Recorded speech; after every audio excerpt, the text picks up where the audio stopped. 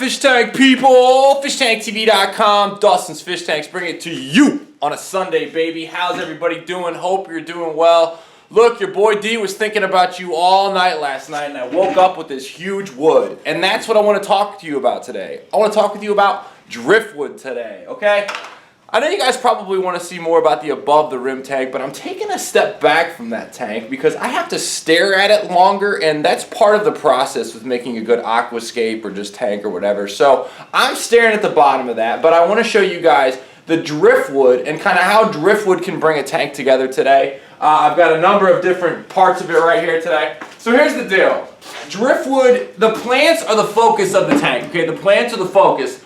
But the driftwood can just make it pop, pop, okay? And I have a huge pallet of driftwood that I got from my man Tom Barr, and I'm feeling blessed about it. But I want to show you guys a bunch of different types. Then I want to show you it in a 20 high today. So here we go. First things first, you don't want to mix different types of driftwood, okay? In your tank, you really want to keep it all the same. I've got a couple varieties here. This is a piece I've had forever. I believe it's Malaysian. I love it. But I won't mix it really with this stuff because you kind of want to stick with the same kind of character of the wood, same color, same character. So this is getting set aside. This is some wicked spider driftwood that unfortunately the supplier I get it from had it cut, so it's kind of cut. I wish it wasn't cut. I'd rather do the cutting on my own, but you can see this, how sick this would look in a tank. I mean, yeah, you can just, take your imagination there. I love the character of the spider driftwood. But I want to talk today about the manzanita driftwood right here. This is also manzanita, but it's not quite the same. So just a little bit different character. You can see this has a little more knuckles and stuff. So I like this stuff right here. So here we go. The first thing with driftwood, you got to have a ton of it around, okay? Everyone I know that has like really sick aquascapes, Tom Barr, the Sensky brothers, George Farmer, they all have a ton of it around. And that helps because you don't know exactly what you're going to need. So you got to have a ton of it around and make sure that's working for. All right, perfect. So you have to have a ton of it around, and you have to have like a staring playtime at it, where you're actually like looking at it and just staring at it and screwing with it. So I'm actually gonna set this over here for a second and show you kind of how I've approached this little 20 high here. With driftwood, it hardscapes the hard part. So I want to show this. I have this piece here, and what I'm going for is I'm thinking, okay, I want to have like a tree effect with maybe like some ground and then something coming up. And I always like to do everything in like threes. Like I like to have a branch here, branch here, branch here. Art at Skate Food talks about this, has a cool podcast. Hopefully I'll get on there someday. He talks about breaking a tank into thirds. After a while, it just becomes a design thing, but if people want rules, that's a rule to work with. So I'm going to use this one here, and I just want to show you guys how I played with it. Now, I spent some time playing around with this before I make this video. So I've got this here. I've got, you can go, well, do I want this one here? Well, I'll need to cut it. To cut this stuff, I'm actually just using some hardcore hedge trimmers, but I like the way that comes. I always build my scapes, by the way, from left to right. That's just me. I've had people that were not into fish tanks comment on it. That's kind of funny, but this would go right here, or this would go in here. With this stuff, by the way, you want to boil it to get the tannins out, otherwise it is going to like kind of cloud up your tank. It goes away though. Also, if you find stuff in the wild, boil it for sure. Pour salt all over it. I've got other videos on that. But with this, I want to keep this like ground part, but I really want to utilize this piece because I think it's sweet. So what you do is just kind of mess with it. I got this one coming through here. I like the little curvature there. Maybe I'll use this piece here. You'll notice these all have the same type of like character, for lack of a better word. That piece there, and then I had another one that was gonna go in here somewhere.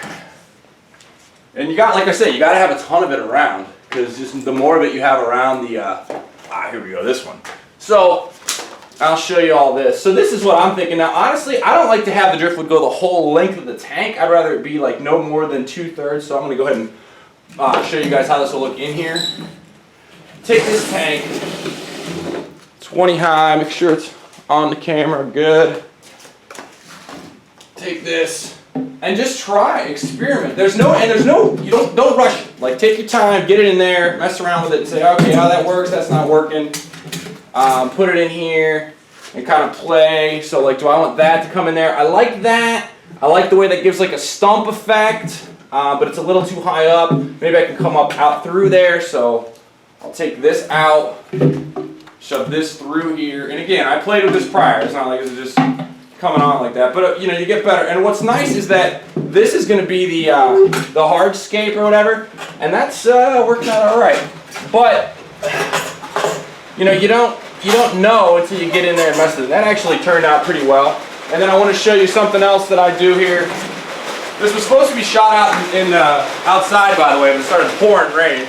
So here's something I use. Now look, I'm using 14 gauge copper wire. I had this. Be resourceful. The dark stuff's great. You can get this at Lowe's, Home Depot, whatever. It's like 14 gauge. Buy it. It's black. You might see it while you're messing with it, but the plants are going to cover a lot of stuff up for you. So I'm just going to show you this trick and roll. So I'll set this over here. And what I do is when you get it to that point where you really like it, I'll take this one of these out and show you. This is what I did on the tank out above the rim tank. Let's say that's where I really want it to be. You'll take this. You'll wrap this around, and again, the plants are going to work for you. The plants are going to cover this for you. If you're low on wire, you would cut this shorter, but you just take it, and the wire is nice because it can kind of let you experiment with certain locations, and you take it and you twist it like that, and you kind of hold it in place where you want, and it's not a permanent thing per se, so you can kind of adjust it. But then when you get it where you want it, you just grab, you know, wrench or whatever, and just pinch it and just spin the heck out of it and just make it really, really tight on there. So that's kind of how I would approach it. And then you obviously would trim this off, but that'll hold it where you want to hold it in place. Then you can cover it up with plants or whatever, you know, cut that off. But you know, that's how we do it, and it'll turn out, you know, pretty tight. Some people want to like screw the wood. That's fine. Just put a big screw through it. That works too. Getting it to sink. Listen, you might have to stare at some rocks a while in your tank. My 220, I had to stare at rocks for quite a while, so never goes quite back the way we want it. So yeah, here we go. And obviously, I do have this stuff for sale. You can check it out. I'm having a blast on the webinars I've been doing. A lot of great feedback on that. So almost. Come on, buddy. So yeah, not exactly the way I want it, but it's because I tied that one in. But either way, you get the idea. I don't like to come more than you know. There's a third. It accidentally stops right there, so I kind of like that.